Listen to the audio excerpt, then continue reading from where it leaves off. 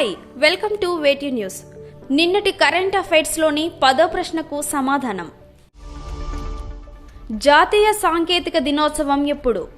Option A May 10, B May 11, C May 12, D May 13. సరైన సమాధానం option B May 11. భారతదేశ సాంకేతిక పురోగతికి గుర్తుగా ప్రతి సంవత్సరం మే 11న జాతీయ సాంకేతిక దినోత్సవం నిర్వహిస్తారు.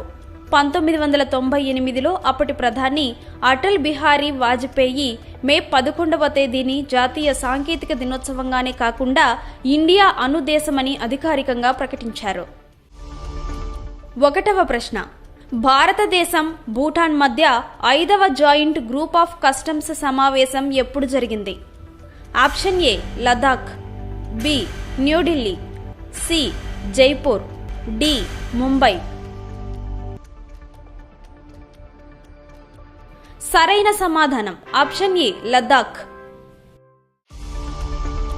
భారత్ భూటాన్ మధ్య 5వ జాయింట్ గ్రూప్ ఆఫ్ కస్టమ్స్ సమావేశం 2024 మే 6-7 తేదీలలో లదాఖ్లోని లేహ్లో జరిగింది. డిజిటలైజేషన్, స్మగ్లింగ్ నిరోధం, సరిహద్దు నిర్వహణ వంటి ద్వైపాక్షిక విషయాలపై రెండు దేశాలు చర్చించాయి.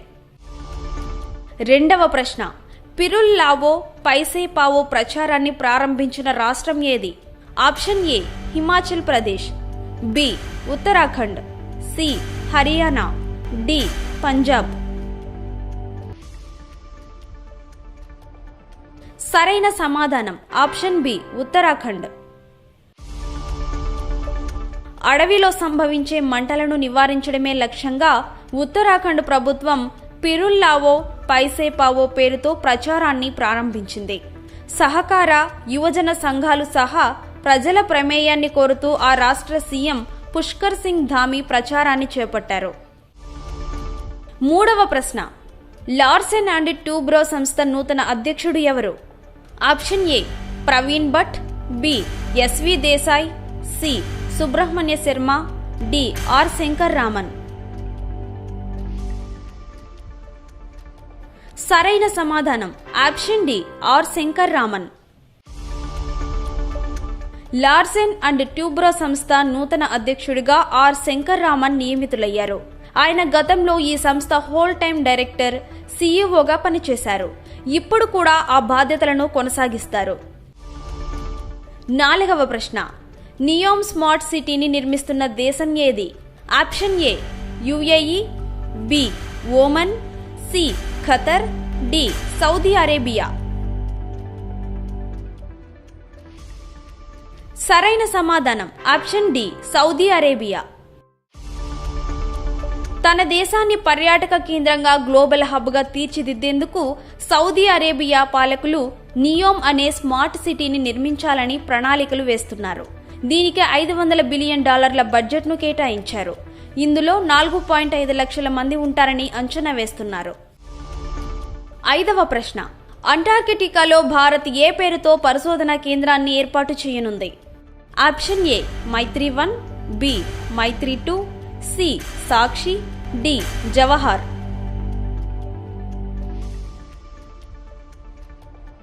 సరైన సమాధానం ఆప్షన్ బి మైత్రి 2. హిమామియా అనే అంటార్కిటికా ప్రాంతంలో భారత్ మైత్రి 2 అనే పేరుతో కొత్తగా పరిశోధన కేంద్రాన్ని ఏర్పాటు చేయాలని నిర్ణయించింది. ఇందుకోసం 46వ అంటార్కిటిక్ ఒప్పంద సంప్రదింపుల సమావేశానికి లాంఛనంగా సమాచారం ఇవ్వనుంది. 6వ ప్రశ్న. విక్టరీ డే వేడుకలు ఏ దేశంలో జరుపుకుంటారు? Option A Russia, B America, C China, D Germany. సరైన సమాధానం option A Russia. Victory day వేడుకలను రష్యాలో జరుపుకుంటారు.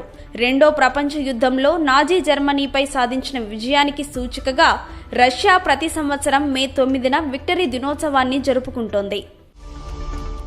7వ ప్రశ్న.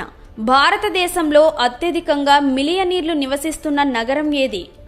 Option A Hyderabad, B Mumbai, C Pune, D Ahmedabad. సరైన సమాధానం option B Mumbai. Henry and partners విడుదల చేసిన జాబితా ప్రకారం భారతదేశంలో అత్యధిక మిలియనీర్లు నివసిస్తున్న ప్రదేశం ముంబై. ఇక్కడ 58,800 మంది మిలియనీర్లు నివసిస్తున్నారు. 30,700 మంది సంపన్నులతో ఢిల్లీ రెండో స్థానంలో ఉంది. 8వ ప్రశ్న, సోనాయి రూపాయి వన్యప్రాణుల అభయారణ్యం ఏ రాష్ట్రంలో ఉంది? Option A Sikkim, B Odisha, C Telangana, D Assam. సరైన సమాధానం ఆప్షన్ డి అస్సాం. ఇటీవల వార్తల్లో నిలిచిన సోనాయి రూపాయి వన్యప్రాణుల అభయారణ్యం అస్సాంలో ఉంది. 220 చదరపు కిలోమీటర్ల విస్తీర్ణంలో ఉన్న ఈ అభయారణ్యాన్ని 1998వ సంవత్సరంలో స్థాపించారు. 9వ ప్రశ్న, ఇటీవల మహమ్మద్ ఇద్రిస్ డెబీ ఏ ఆఫ్రికన్ దేశానికి అధ్యక్షుడిగా ఎన్నికయ్యారు? Option A Gabon, B Chad, C Rwanda, D Angola. సరైన సమాధానం ఆప్షన్ బి చాడ్. సైనిక నియంత మహమ్మద్ ఇద్రిస్ డెబీ ఇటీవల జరిగిన ఎన్నికల్లో గెలిచి చాడ్ దేశానికి అధ్యక్షుడిగా ఎన్నికయ్యారు. అతడి నాయకత్వాన్ని చట్టబద్ధం చేస్తూ నేషనల్ ఎలక్షన్ మేనేజ్మెంట్ ఏజెన్సీ ఫలితాలను మే 10న ప్రకటించింది. ఆయన గతంలో చాడ్ తాత్కాలిక అధ్యక్షుడిగా ఉన్నారు.